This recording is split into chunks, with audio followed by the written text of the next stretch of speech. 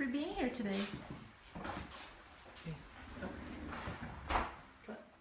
Well, you've seen my downstairs of my studio, and it's awfully clean and pretty sterile.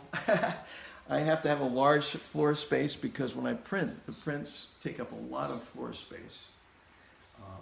And this is where I do my assembling of work and do my photographic work and my digital work. But I have upstairs a really nice resource of raw material that I've collected over the years. It's pretty messy up here.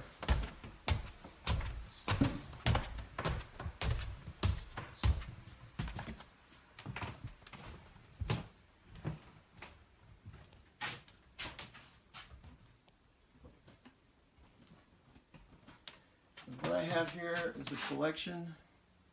Well, those are lots of prints that are stored and rolled up. And then I have a collection of tools that I've found, I've looked for. Sometimes I'll have the idea for that tool and I'll go out looking for that tool, or sometimes I just will come across it and spontaneously feel like I need to save it and use it for something later. So this is a very large and complicated and messed up intertwined collection of raw material for my artwork. Tools, and I even have weapons. I like to address humankind's ability to work and to create, as well as destroyers and people involved with violence.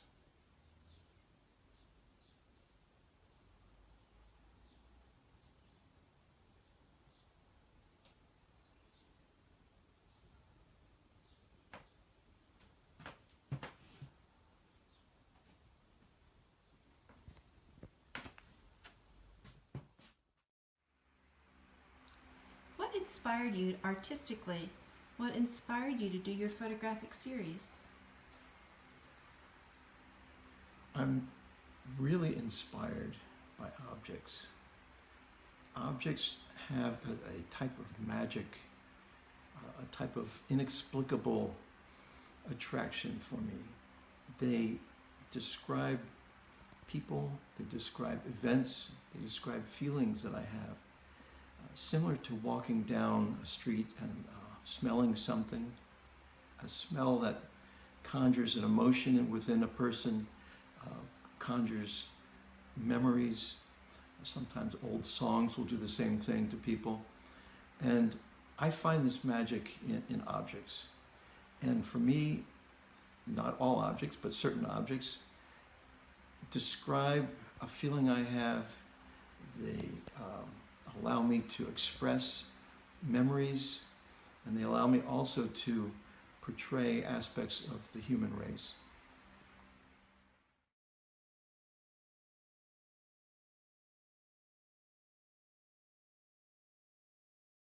So in those early days, while I was involved making sculpture, one thing that's very difficult for artists to do is to honestly ask oneself if this art is truly expressing something for the artist, if it's truly honest. And my sculptures, although they were really nicely done and they were nice and fairly successful as far as I was concerned, they really didn't have the magic that I was looking for, that I found in actual artifacts that had been used over the years by people. And so I began collecting these objects that had that enchantment for me, and rejected my sculptures that I was making. And so my sculptures now were becoming found object pieces, and I would assemble a couple together. And they were very informal looking because they just looked like a pile of tools. But as all artists do, we would document our sculptures with photography. At that time, it was 35 millimeter slides. And I started to take my 35 millimeter slides to document my found object assemblages. And I found there's something about those slides which improved my pieces. For some strange reason, they seemed to formalize my artwork. It allowed me to compose my pieces the way I wanted them to be seen. And I could control the lighting. There was an emotional control that was being given to me by the medium of photography. The other thing which I was having problems with my found objects were that since they were just found objects, they had different colors involved with them, and I didn't have any control over the color. And with black and white photography, I was able to blend all the pieces together and through the elimination of color. And that also was a strength that I liked as well. So to answer your question as to what inspired me to do this series, it's a difficult question to answer because I've kind of been focused on this type of work ever since I was a child, and not as an artist. And then when I did become an artist, my work actually, in a sense, has a similar concepts as to what I'm dealing with today. Photography has become a much more integral part of my process. It's now a very formalizing part that I utilize after I create the assemblage. However, unlike many photographers, I'll only photograph or shoot 2 shots perhaps of my assemblage, as opposed to many photographers who go out and shoot hundreds, perhaps even thousands of images, and then later on edit through them to find the pieces that they like the best. I do this all premeditatively. I do it prior to shooting, and I'll take 2 shots. One just in case for insurance, because sometimes in the processing the film gets scratched. But getting back to your question, the inspiration has been always there with me, and it's usually brought on as the catalyst is usually seeing a piece either just by accident, and it conjures a memory, it conjures some emotional response, or it's something that I see in my mind first, and then I go and I try to find that object. In some cases, I even have to make the object if I can't find it. For example, in your exhibition at your gallery, the door with flames is a piece that I couldn't find, so I had to construct the door in order to have that for my photograph. Sometimes a memory is what's right behind my piece.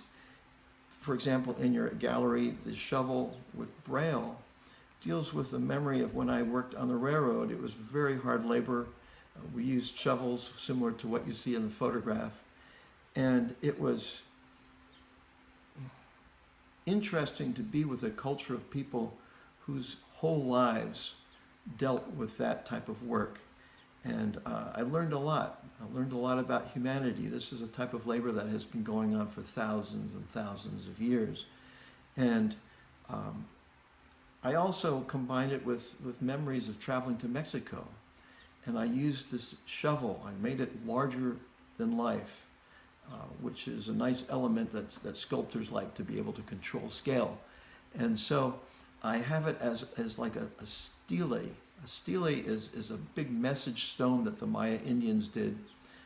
They carved messages into these giant stones down in the Yucatan, where I would travel a lot in the past. And so, in essence, the shovel with braille is like a giant monument of a shovel giving a message. So, the inspiration for this work has been ongoing. It has more or less evolved rather than changing from one project or one specific series to another specific project, as do many photographers. It's just been an ongoing project that has gradually evolved very subtly over the years. So when are you satisfied with your own photography? When do you meet your own requirements? A lot depends upon the goal of the artist. And my goal is to, as an artist, to create images that are new, images that are unique and hopefully have never existed before. And to present these new ideas, this new visual idea, and add it to the bank of human knowledge. Now, I'm not sure, I don't know enough about everybody's imagery that I can tell if I am creating unique work, but that's my attempt. And when I do that, I feel successful. My gauging of success is not really whether or not the public is relating to the work. It's very private work, and I'm hoping, of course, that people can enjoy it, or at least find stimulation in it, or at least experience a new visual experience. But the piece has to be, for me, very original. And that is one of the indicators of success for me. The other one is whether or not it's expressing something for me. If I'm expressing either an emotional or intellectual thought or feeling, that is another important part of my judging the success of the work. So, and of course, I want it to be technically very well done. But again, it's very personal. I'm hoping that no other work exists like it. I'm sure, for example, other people have used similar subjects, but I'm hoping that my presentation of them is totally unique and different. For example, I'm sure people have photographed shovels before, but I'm not sure if anybody has taken a shovel out of the context of being in an old building, and just presented it as a monument, presented it as a carrier of an important message that might be completely obscured. So inspiration is not enough. In addition, there is artistic skill and hard work to successfully implement ideas. What is particularly important to you in this process? It's a very good question, because it's very important to me that the outcome of my pieces say everything that I'm trying to say. One of the elements in my work is the detail that describes the activities of the people who used the tools, the details that tell histories, just interesting environmentals, seeing this texture that I really, really like. It says so much for me. And in order to do that, it requires a tremendous amount of work. In addition to that, I take a tremendous amount of time just planning my work. It's very different than the way other people might work. I'll spend weeks thinking about an idea, sometimes months. I even have ideas bouncing inside of my head for years, and it often takes a long time for me to actually realize the finished product. In order to capture that detail that I was talking about, I need to use very large format cameras. This takes film. I use black and white film.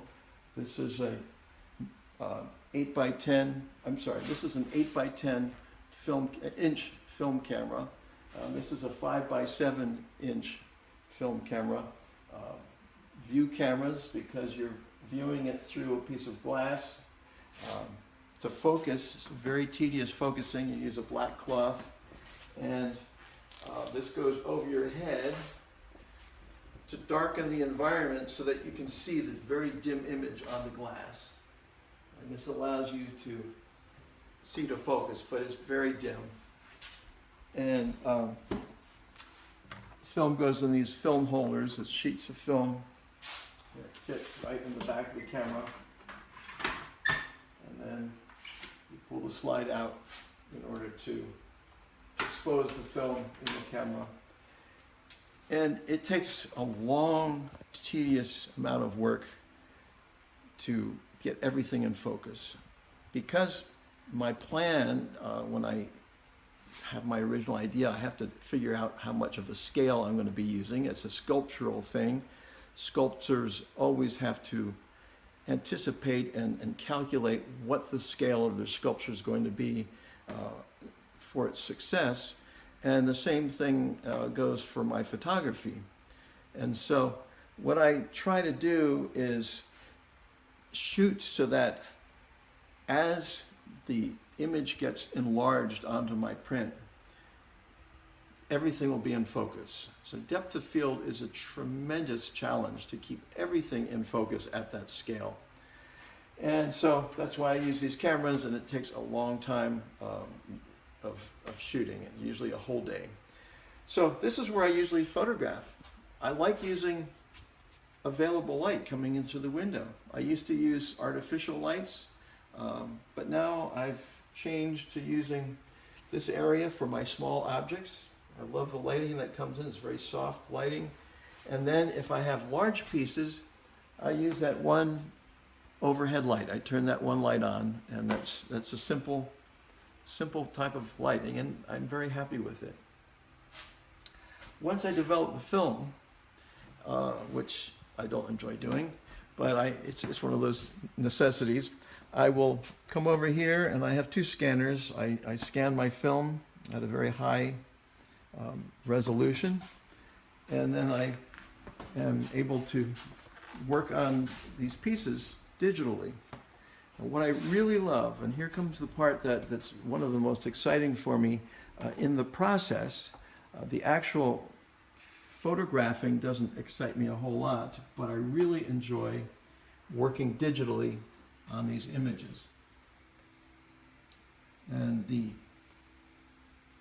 computer allows me to really explore the details and the stories in these images that I'm making. And for example, I'm just going to sit down here. This is a piece that I actually made. This is an artifact that I created myself. It's just I wrote some Pennsylvania Dutch, or Duits, which is the first language of our Amish neighbors.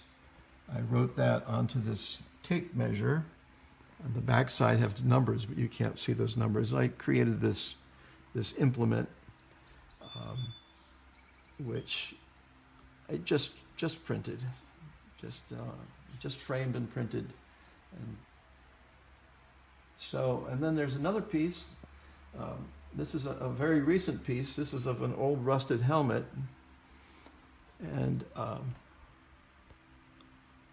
as you can see, but what I enjoy is exploring this landscape of texture.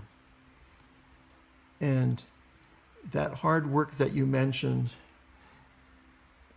is required to get everything in focus all the way and get all this detail to be in focus even as I zoom in. And it's a lot of fun. I enjoy looking at it. I enjoy touching it up, and I enjoy manipulating it. For example, in this piece, this is an old helmet, an ancient European helmet that I rusted. I got it, it's a reproduction, and I rusted it but I put these holes in here digitally in Braille. So that's a message that was done digitally, and I enjoy doing that.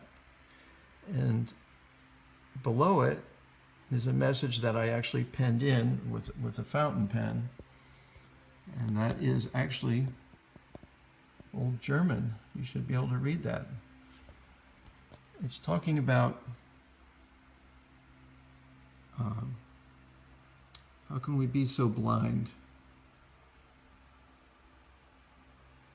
And I'm addressing one of mankind's characteristic, and that is the way we engage in war. And it's been like that forever. It's just part of our human character. And I'm questioning that in this image. But getting back to your question about the hard work, it is hard work. And what do I expect? When I look at my pieces, I'm hoping that technically there's nothing that's going to be distracting. An analogy I can make is listening to a symphony orchestra playing, and one instrument might be a little bit out of tune. And that becomes very distracting and annoying to me. And the same will happen in my imagery. If there's anything that indicated a sloppy flaw or a mistake, that would, for me, ruin that image. So, as the process progresses, I work on my computer for a very long time, sometime up to a month on one individual piece. And then finally, when it's all done, I go and I print on this wide format printer. And that takes a long time as well, because I shouldn't say enjoy, but I really get involved with making many, many tests.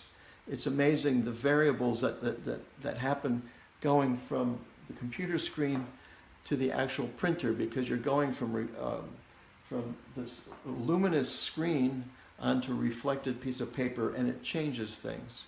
And so I get involved in doing many, many tests prior to ultimately creating a large image. And so it is hard work, and but the work is very important to me. And I think that goes back to my experience working out in hard jobs. I think that the more you become, or one becomes involved with the piece, the more it becomes your piece. And I spend so much time on these and get so personally involved with them that I feel much more excited about the finished product.